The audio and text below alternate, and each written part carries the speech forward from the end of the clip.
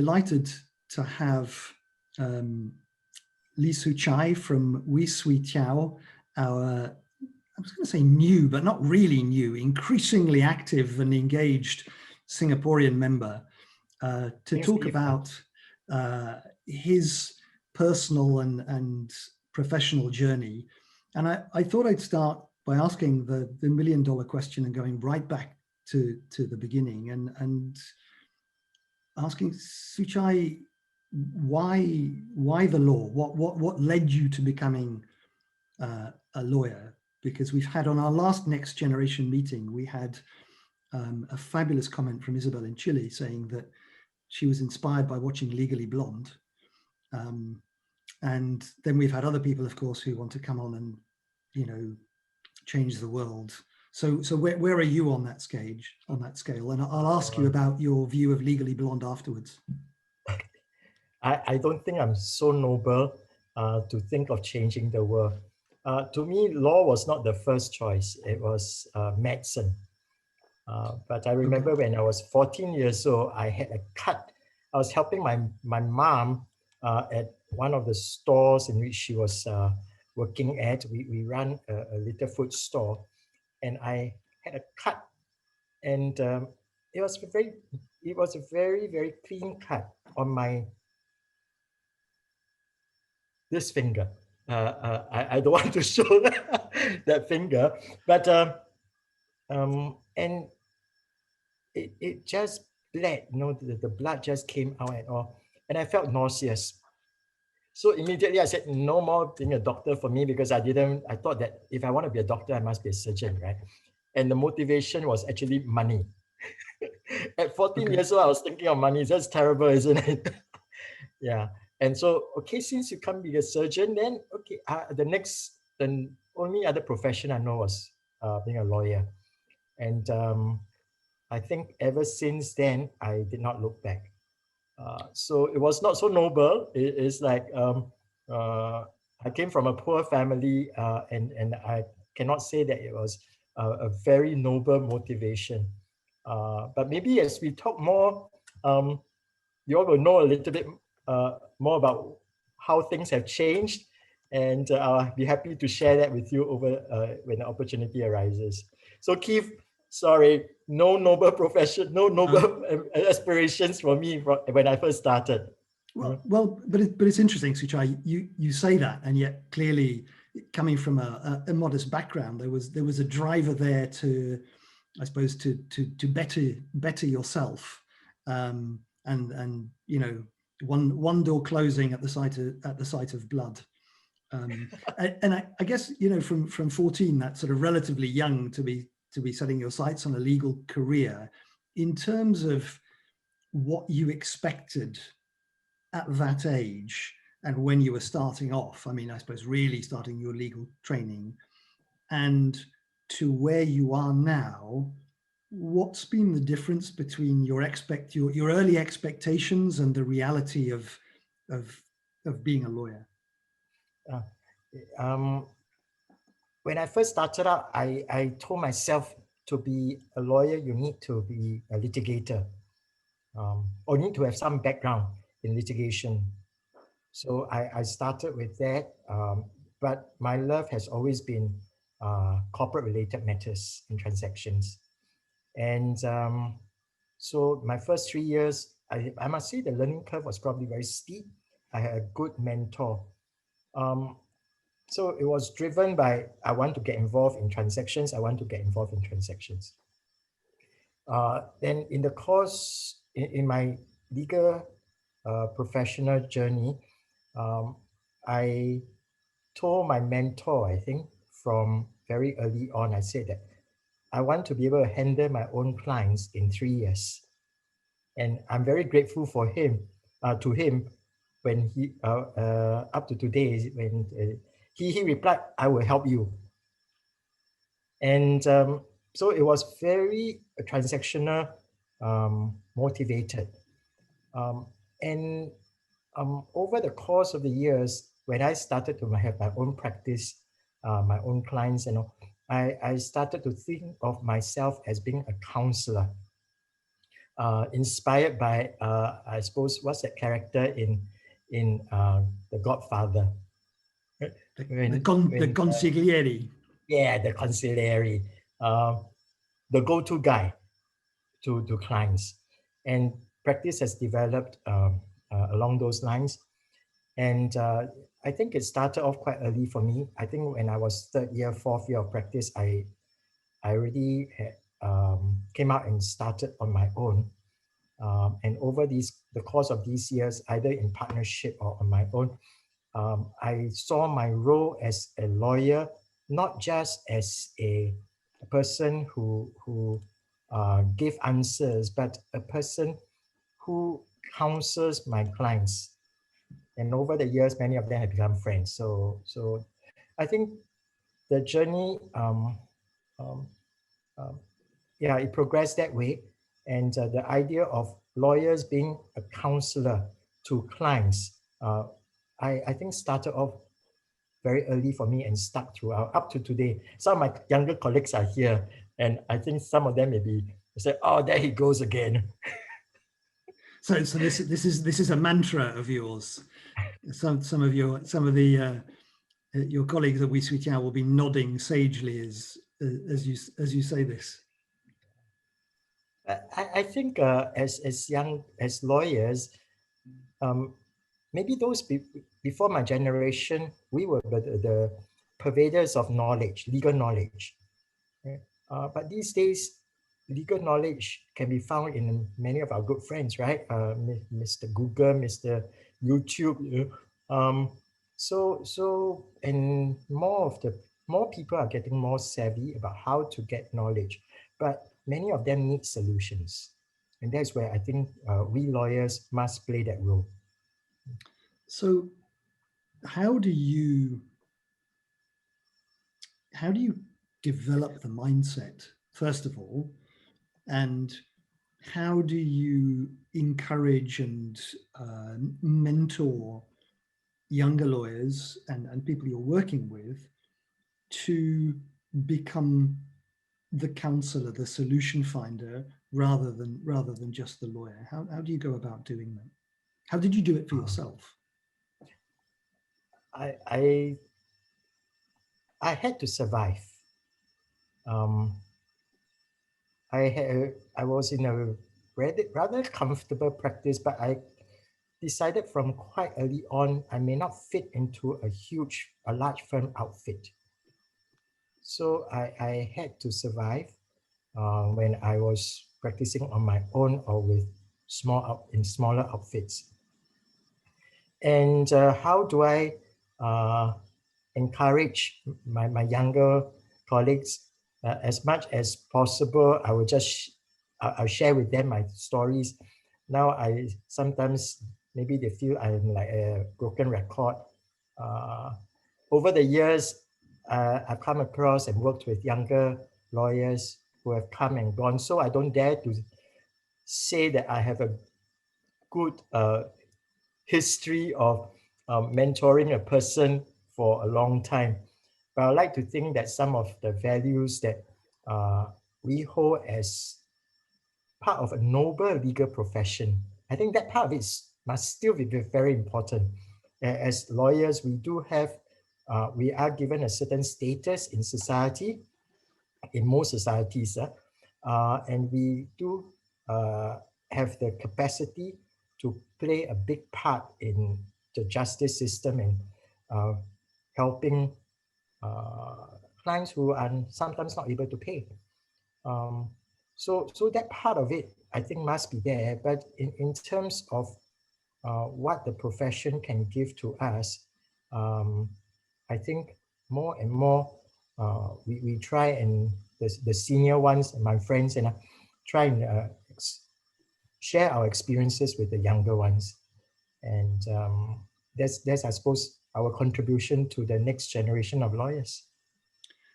So your journey didn't start out as a noble pursuit, but you discovered a sense of nobility in the law as you've grown to understand it and practice it, would you say?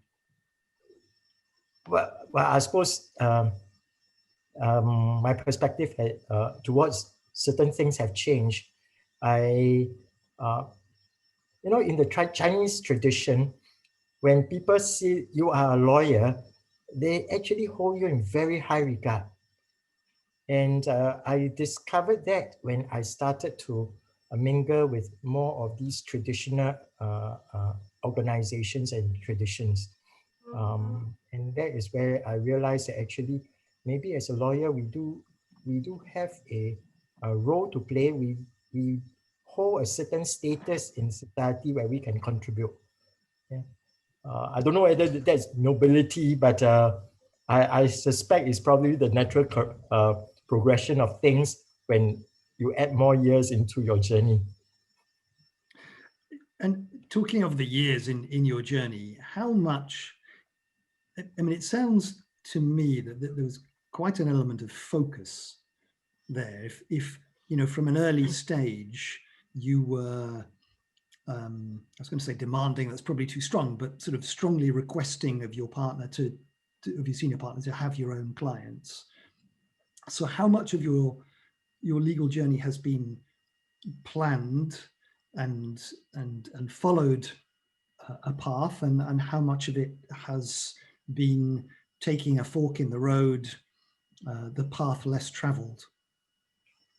I don't think I planned very much. I think I had at certain stage, I had some blinkers on. It's like, this is what I want to do, and then I go. But looking back, if I am able to do certain things all over again, I think I would like to collaborate with people a bit more from earlier on.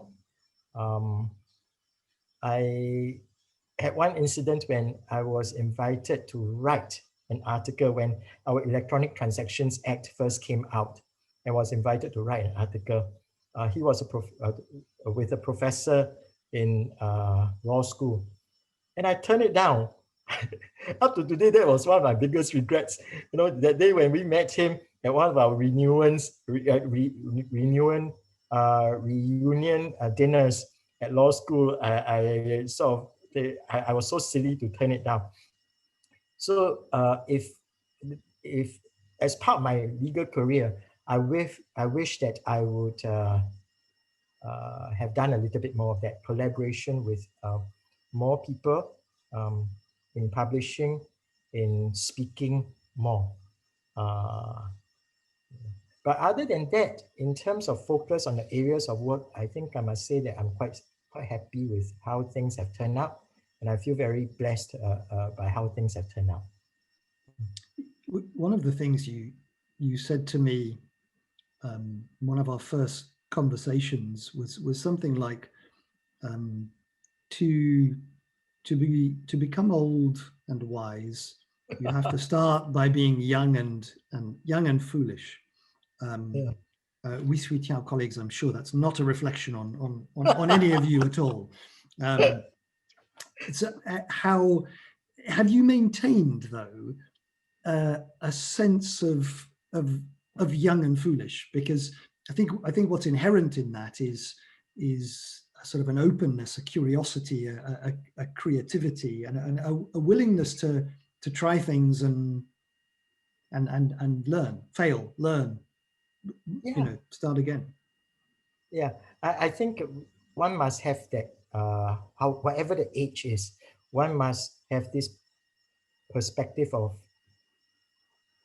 wanting to learn. And when you learn, sometimes you make mistakes.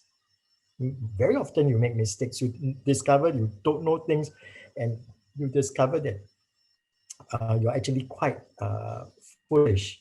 Um, I think that phrase which you just mentioned is, to be young and wise, you must first be to be old and wise, you must first be young and stupid. And when I was a young officer in the army, we all have to go through national service. I was young officer, second lieutenant, and I remember when I had a chance to attend a planning conference. I thought, wow, this general, he's so stupid. Why is he doing things like this? But when I know, when I learned a little bit more, I say that you are such an arrogant fellow, you know, to think that you know it all. But so I I think I'm glad I realized that I was young. I was being foolish and arrogant. But when I look back now, I tell myself that maybe that's not such a bad thing. For to be young and arrogant is not a bad thing, because it gives you drive, right? It makes you say, hey, it gives you confidence, um, and with the proper um set of values that maybe you're anchored with, um, yeah, that is very essential. If you have the idealism, go for it. And so I think that I want to encourage all my young friends, just try. Um, doesn't matter if you make mistake. And I tell my friends many times, if I'm stupid, I'm only stupid once if I ask a question, right? If I don't ask a question, I may be stupid forever. So I try and live by those values that I hold for myself. So sometimes if I ask questions that are so stupid, please forgive me. But I would like to think that once I ask a question, I will learn something, and then I shouldn't be stupid after that, or at least on that point. Soo Chye, you are a man after my own heart. I built a life and a career out of asking stupid questions. Meryl, don't comment, please. So I suppose picking up on that, and I think you've touched on a number of things. If you could go back now, back in time machine, Singapore develops the first time machine, and you could go back and talk to your younger self and your younger legal self at various points in time, what would you share with yourself? What would you say? Okay, I talked about it briefly just now. If one of the things would be collaborate more with people. Um, and another thing which I thought that I should have followed my father's advice was be more proficient in my Mandarin and Chinese, and dare to go and visit and learn and explore more. And then in Singapore, um, our environment is quite sheltered for some of us who are in a certain area. Or once we say, for example, when you're a graduate, at least my time, you should have a rather comfortable job or a career. Maybe the younger ones these days face more competition, but yeah, at my time that was the situation, and certain areas of legal practice also was like sort of protected. When I remember when I first started out in practice, conveyancing was still supported by scale fees. No longer these days. So if you have a few real estate transactions, for many lawyers, that will be able to cover your overheads with a good return for the month. So there wasn't very much impetus to sometimes improve and go into develop into other areas of laws for many of the smaller practices. So in those areas, so in terms of what I would do, I wish I had done a little bit more with my Mandarin. That's the other thing that I would if I have to look back, I'll say yes. I wish I had done a little bit more of that. So, I think those are the two main things. So how is your Mandarin now, or should we move on? No, I'm not going to give up. So Jack may tell you, sometimes I would like to. I find that I learn my language when I sing at karaoke. Ah, excellent. So Meryl and Elaine, please note, the next AGM could be really musical because we have guitarists coming from across. One of the things that lockdown has done is it's opened up people telling us their sharing their talents, and the amount of musical people we have around. So I mean, we've got basically a Mackrell international band, and Oh, now that's you're cool. volunteering to do karaoke in Mandarin for us at the next meeting. You let me know in advance. I will try and learn and Great. practice. Yeah. So what are you learning apart from sort of practicing, your singing? What are you learning at the moment? Nothing very new, actually. Every day, one of the things I tried to learn was piano, but my left hand wouldn't listen to me. So, yeah. But other than that, I think I do spend quite a fair bit of time in my with my colleagues, and I learn a lot of new things from them. In terms of technology, I find that there's so much I need to learn from them. Not only from my colleagues in the firm, but from friends and contacts and networks outside. So this is one thing I want to do a little bit more of, because I mean I just turned 57.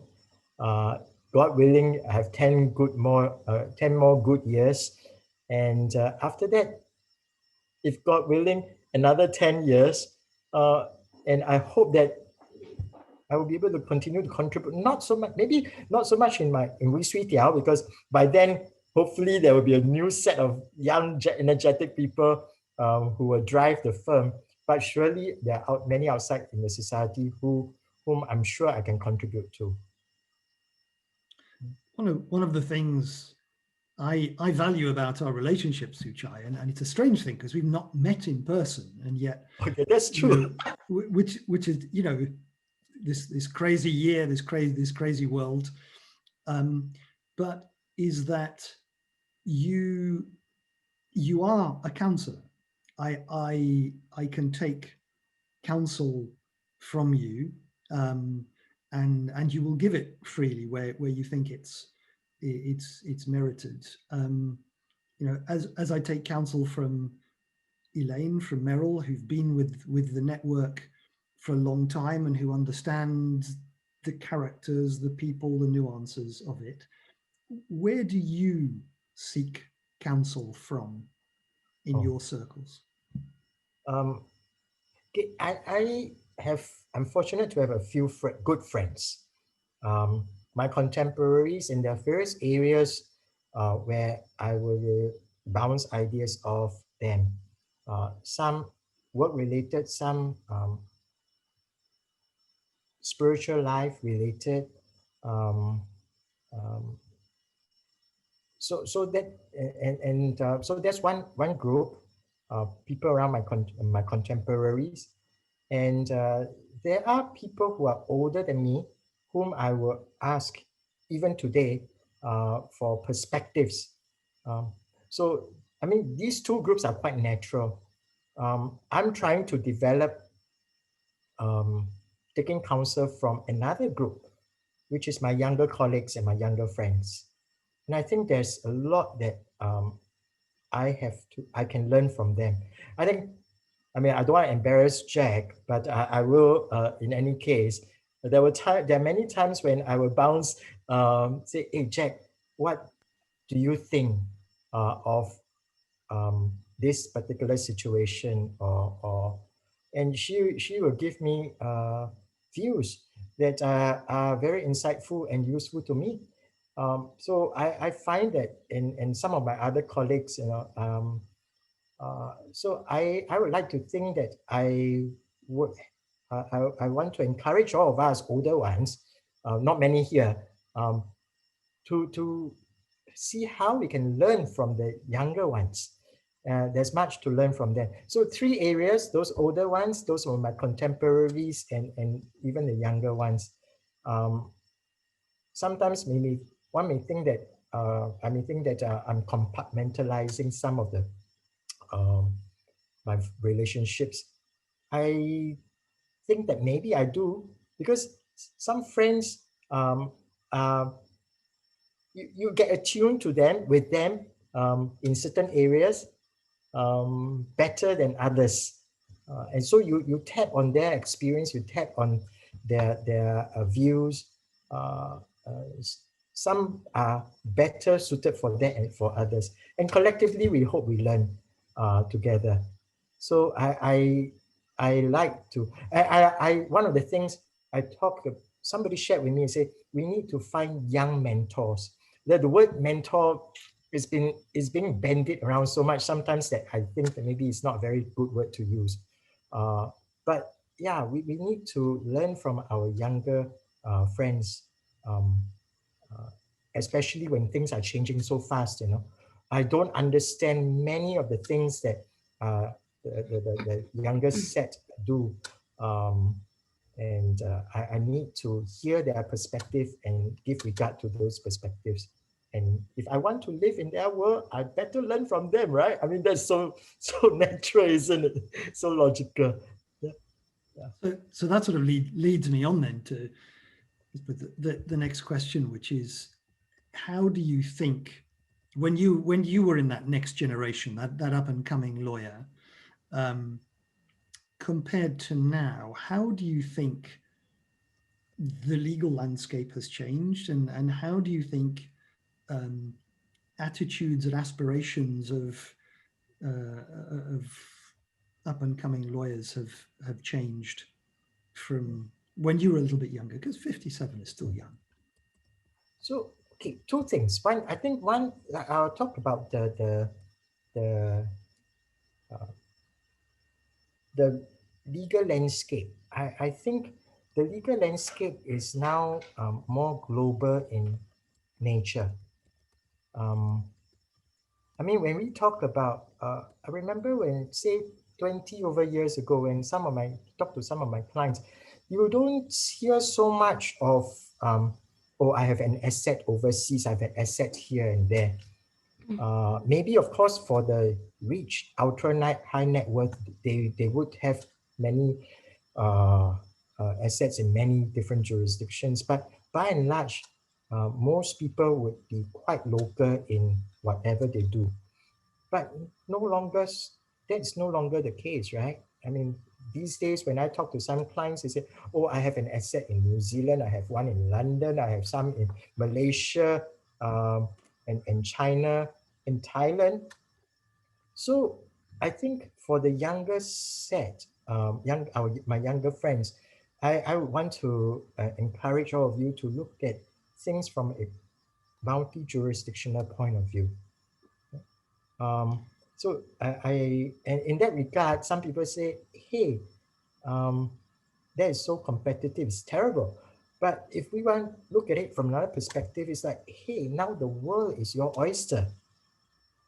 Right? So and with travel, with airlines, in Singapore, we talk about a 7-hour circle, and that will be our hinterland. And now with Zoom, like what we have here, I see many of our friends from all over the world, and there's so much chance to collaborate. So I think the legal landscape is no longer localized, it's global. So that's on the legal side. On the attitude side, I don't know whether this change is good, or this observation is good or not so good. When I was a young lawyer trying to get caught, or a pupil, we call ourselves pupil at that point of time. We need to go through an apprenticeship program. So we have this relationship called pupil-master relationship. So the people whom I apprenticed with, they are called my master, pupil-master. Up to today, I acknowledge them as pupil-master. And I tend to search to say, okay, I need to learn something. I search for somebody to teach me something, or to learn something from.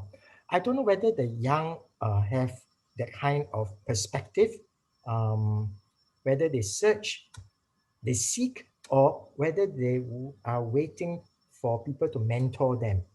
I don't have any conclusion, but from what we have, the development in Singapore from a master, pupil master sort of relationship. Now our training is through a training contract. It becomes very transactional.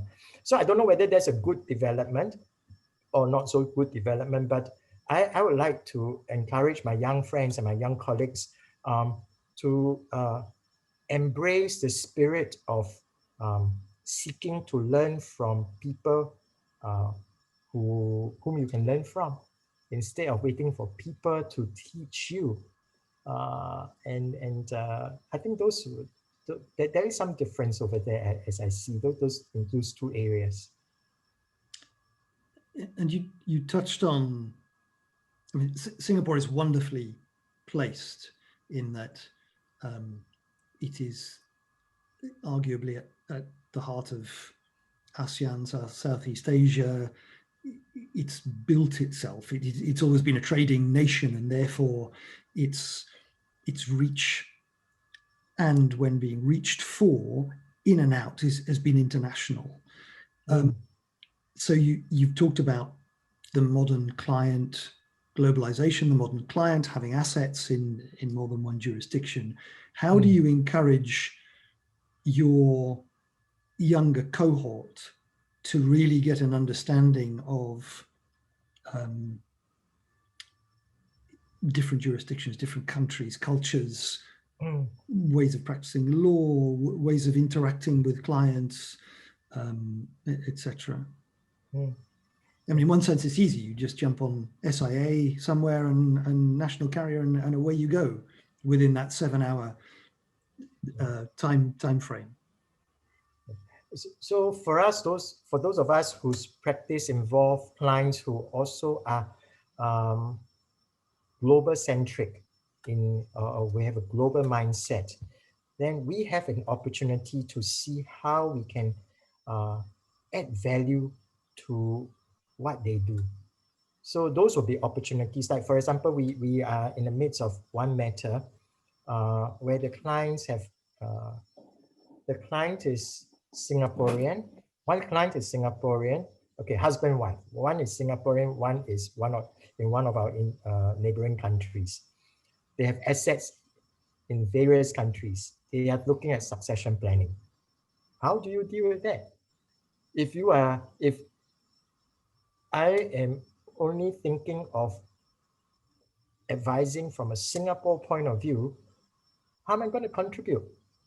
So when we have such transactions, and I suspect there'll be more and more of such kinds of transactions coming to all of us in this forum here, I think I would encourage my people to say, okay, frame your questions as you see the Singapore perspective, frame the questions and learn and seek the views and collaborate with our foreign counterparts. So in a platform like Mackrell, it's wonderful because I have had a chance to, my colleagues and I have a chance to collaborate with our friends from China, from Thailand, from Malaysia, from UK, even from the States, right, Jack? We work with some of our friends, one of our friends from the States.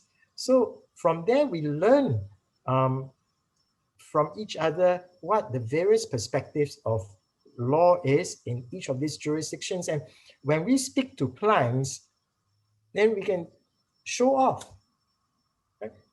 What we know, the issues, we know you should be thinking about this, but we are not experts in that area, but I know who you can talk to, who will be able to help you in this. And that is where I think the role of Lloyd, our role as the go-to person will be cemented with clients. I think that's going to happen more and more over time.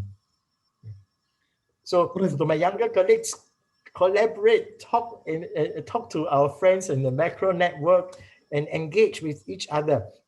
There are many practice groups and get plugged in. Listen. If you think that you have nothing to contribute, doesn't matter, just listen. And one day you will have something to contribute. What I've been really impressed with about See Teow is I'm now getting involved in almost all of our practice groups around the network, and I can't think of a practice group meeting, whatever area of law it is, where there isn't somebody from See Teow popping up, and sometimes it's names I recognize, and one I do a little bit of digging or ask, who are you? Sometimes it's not, and clearly within the firm there is I get the impression there must be an ethos of curiosity and go out and learn, go out and inform yourselves. Maybe like you were saying, go out and seek. And I think what's great about this next generation group is that as I look down the names, there are people on it who are coming back and who are sharing that hunger to connect internationally and learn. But also every time we have a meeting, there are new names coming up, which is really refreshing. If we talk internationally, Soo Chye, where do you think, we've had a question come in from the other side of the world, from the UK, which is, if you'd had the choice to practice law somewhere else, where would you have gone, or where would you still go? I mean, the door is not closed. There's certainly a sense that Singapore is one of the places around the world to live. I mean, expensive, but fantastic quality of life, great connections, superb infrastructure, amazing food, getting hungry already. But coming back to the question, so as a Singaporean, like you said, you're sort of very privileged, very lucky to be in Singapore, but where would you have gone to, or where might you still go?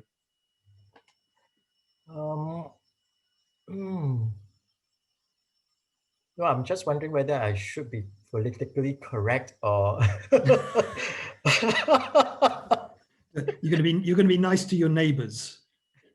Oh, but actually, the place which I have always been very impressed with in terms of drive of the people is Hong Kong.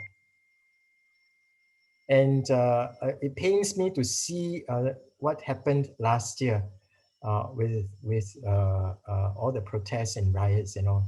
But I think that Hong Kong represented a place where there's drive, there's determination, and it's also very comfortable. You got the so if I, but right now, if I have to choose where to practice, I think it'll still be Singapore. Okay, the food is yeah. keeping you.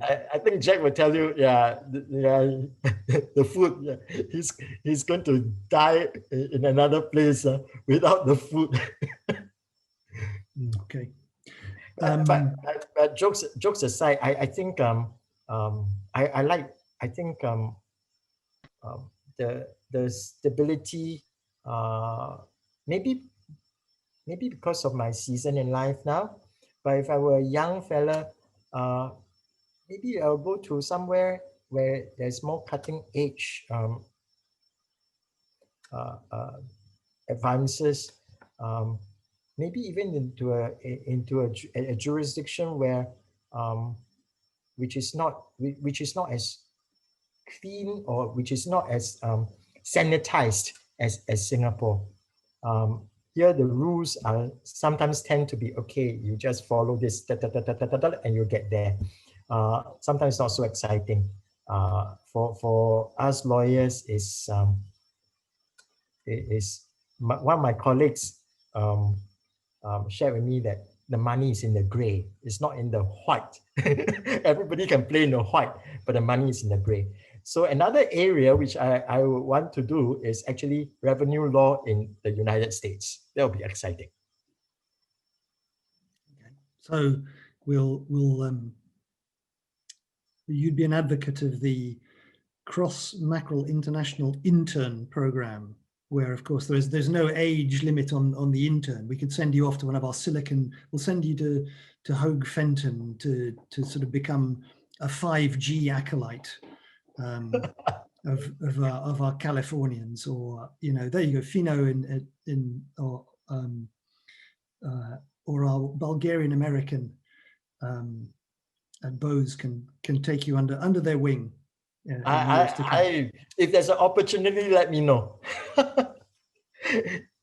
Seek permission from my partners.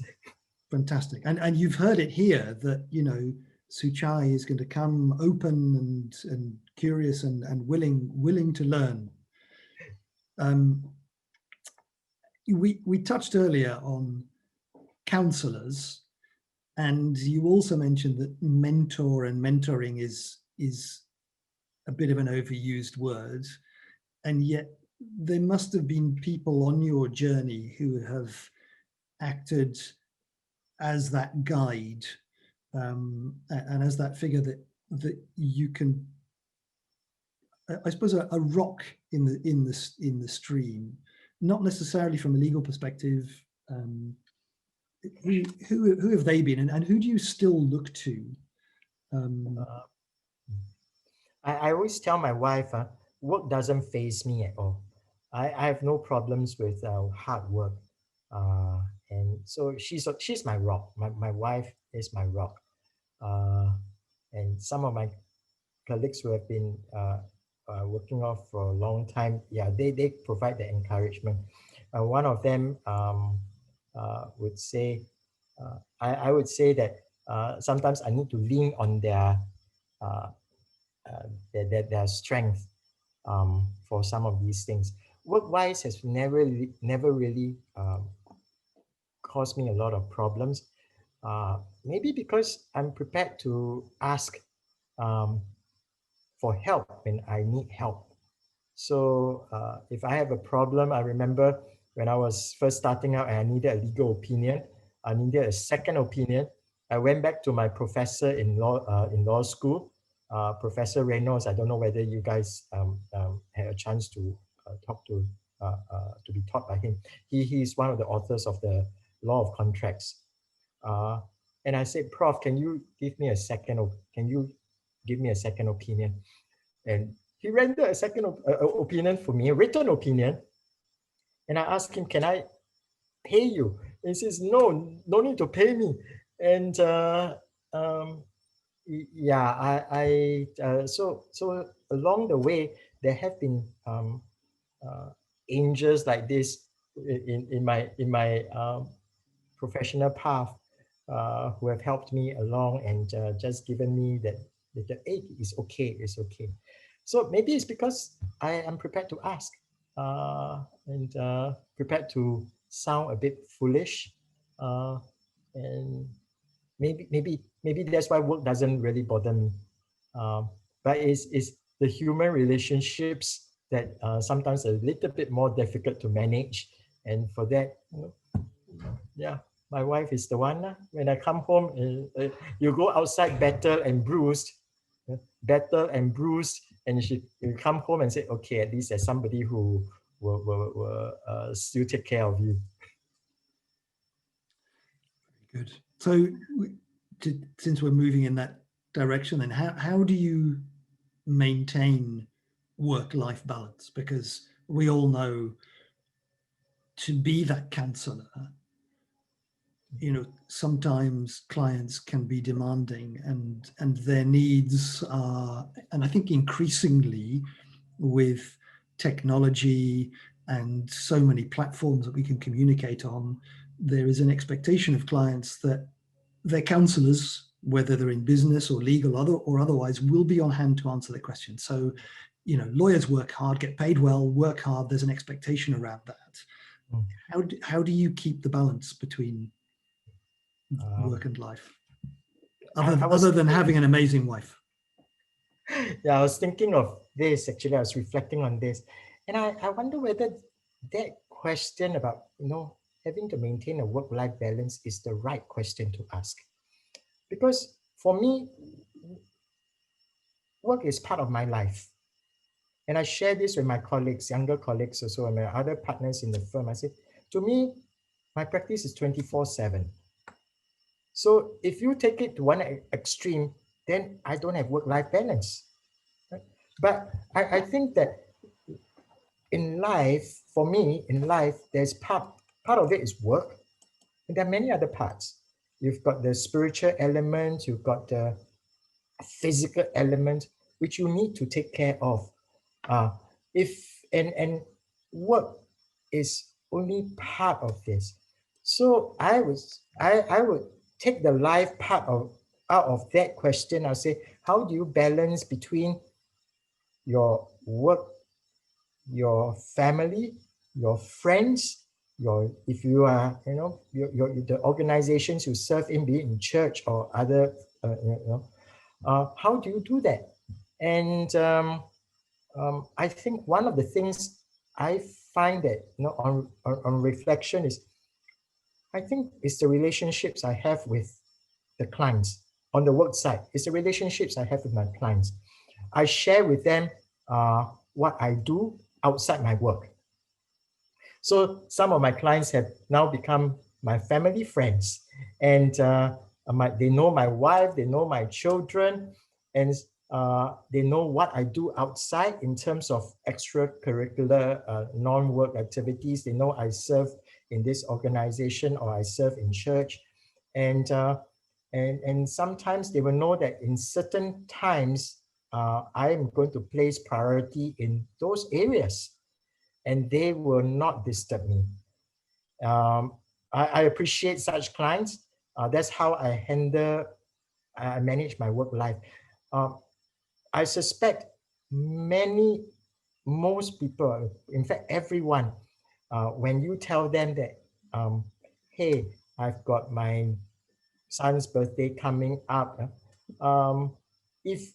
unless the matter is life and death, right, they are going to understand if you have to put that work aside and go to attend to your son's birthday. I believe most people will do that. In fact, and if this client is not able to understand that, then for me, it's very difficult to establish a long relationship with this client. So that's a position that I've taken, and I know some of my younger colleagues are here, but that is, I believe, the way in which I still enjoy the law. I still enjoy the work. So friends, clients, over time, some clients become friends. That's how I think I have managed to have a situation where I don't have to feel like I have to give up my life for something like this, because it's part. And I think some of my colleagues are beginning to understand. If I tell them that, hey, I need this on Monday, I hope they will know that I really need this on Monday. And if they cannot do this, then I hope that they will tell me, and then I'll see what I can do to cover that position. And I think maybe it's a mutual respect and mutual wanting to help each other that hopefully will give us a fulfilling career. So it comes from respect, from openness, and from communication. Then being able to communicate. Yes. I suppose it's a real key message for younger lawyers, because whatever profession, whatever career you're in when you're younger and you're looking to make a name for yourself, sometimes there's an expectation, very often put upon yourself, that you've got to be there at all times, and you've got to, when somebody says jump, you ask how high and so forth. And yet I think that point is, it's easier when you have a few more years under the belt and you're riding low in the water to be able to go, you're important to me, this matter is important to me, however, I need to prioritize this family matter, or I'm on the board of this association, and that is a monthly meeting, and I'm going to go. So as soon as it's finished, then I will look at it, and people understand that. But I think the sooner you can start to find a way of communicating that in the early part of your journey, you'll learn very quickly who are the people who respect that. And I think true leaders who will go, okay, I hear you, let's negotiate something around it, or I understand, let me take that off you, or I hear you, we really need to get this done, how can we find a way? And the ones who just go, I don't care, get it done. And they're probably not the ones to stay with, if you can, on the longer term. Both on the client side and also on the employer side. I think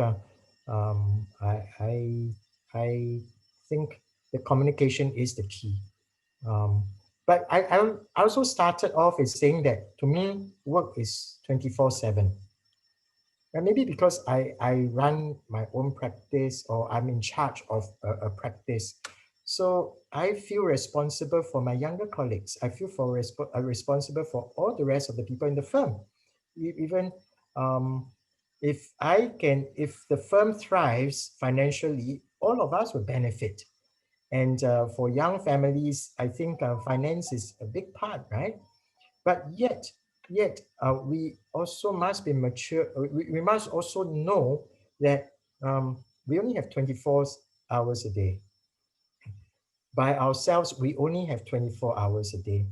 And and sometimes if we want certain things, certain parts of our life will have to give. Right? So I also recognize that sometimes if I have to work over a weekend when my kids were young, I will have to rely on my wife to take care of the kids. Right? I won't be able to spend that time. But I may then say, okay, then let me finish this quickly, and I can still use part of that time with them. So there's always, to me, a balance that we need to get ourselves, we need to be comfortable with for ourselves. I think there's no one size fits all to say that, oh, you do it this way. Some people, we all have our different choices in what we want in life. And I think in this respect, there's no right or wrong. But for me, because of my where I was since my third, fourth year of practice, I always had to take care of my practice. I only eat what I kill. So I have to make sure that work is always an important part of my life. But I also have to try and make sure that it doesn't rule my life to the extent that other parts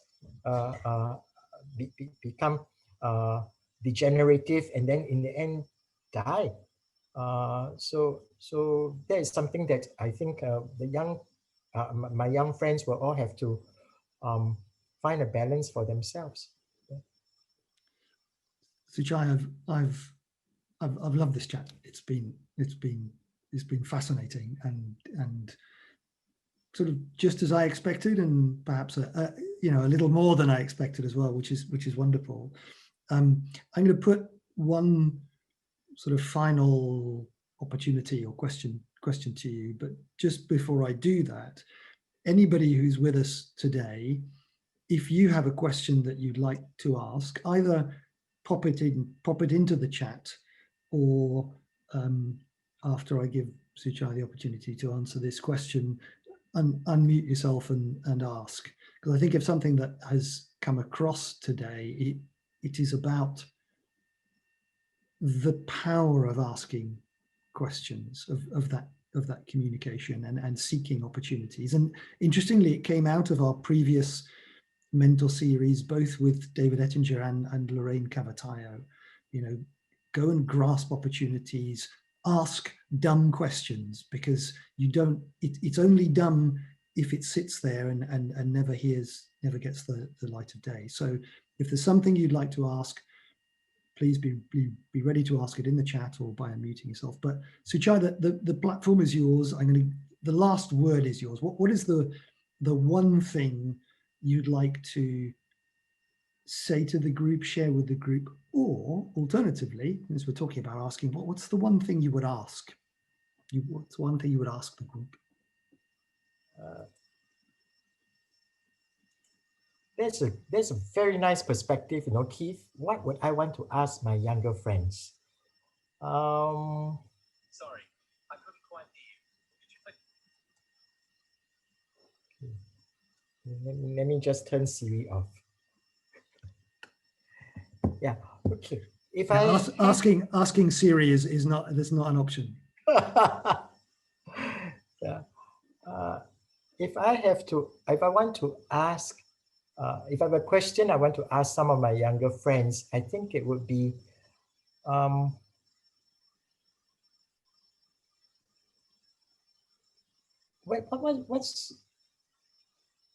want to know what is important to them, right? I want to know what is important to them. And with a view to see, okay, at this stage, what can I do to see how we can take that idea to make, in terms of my firm, make it a better place, make it a better firm, and where we all can learn. So that would be the question I want to ask from my younger friends. If I have to share, if I have to teach my children one value, and one of them would be, I want them to dare to dream. I want them not to be afraid to fail. And some of the things that I mentioned just now. But I want them to, principally, I want them to dare to dream. Do not lose their ideals, dream, and work together, find good friends to make all these come true. So those are the things that I want to share. Brilliant. Soo Chye, thank you so much. Just before we wrap up, any final questions? And then obviously, we See Teow colleagues, Soo Chye's question is a homework for the week.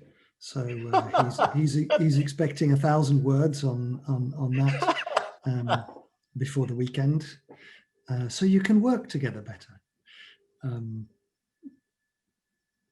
If there aren't any questions at the moment, yeah, if possible, I'd like to hear some of the perspectives of my friends from outside Singapore. Okay. That'll be interesting to hear, because sometimes I don't know whether culturally, there are different nuances to how we do things. Yeah, if you don't mind, share that. I would really like to hear that. If you have any questions, just feel free to ask.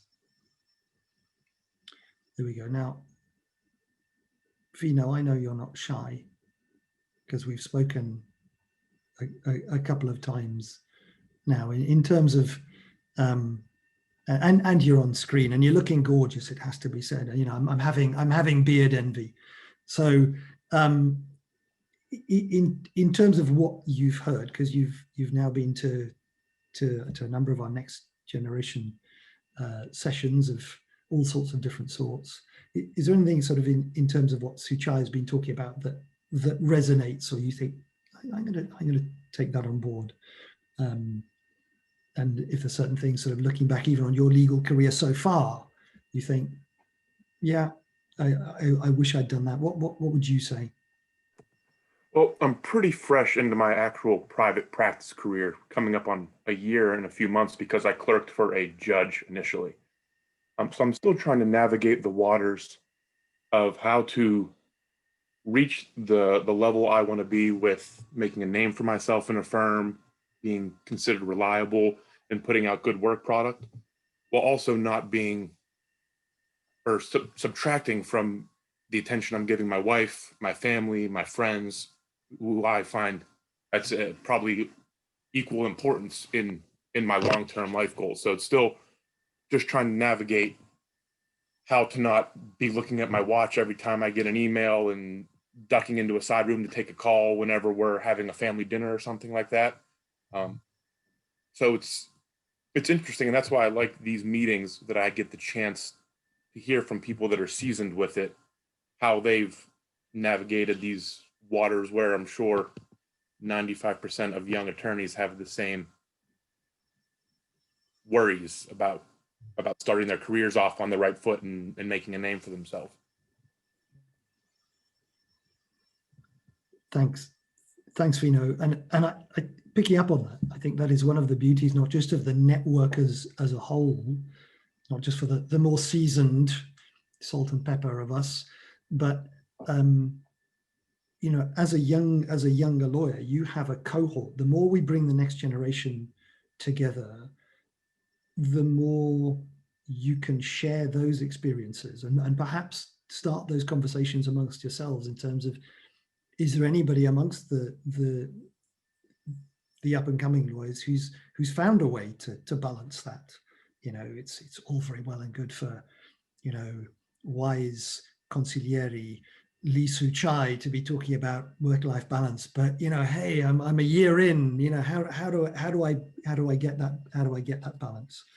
And you know, I thought it was interesting when we did the next generation Americas session. Bina Young talked about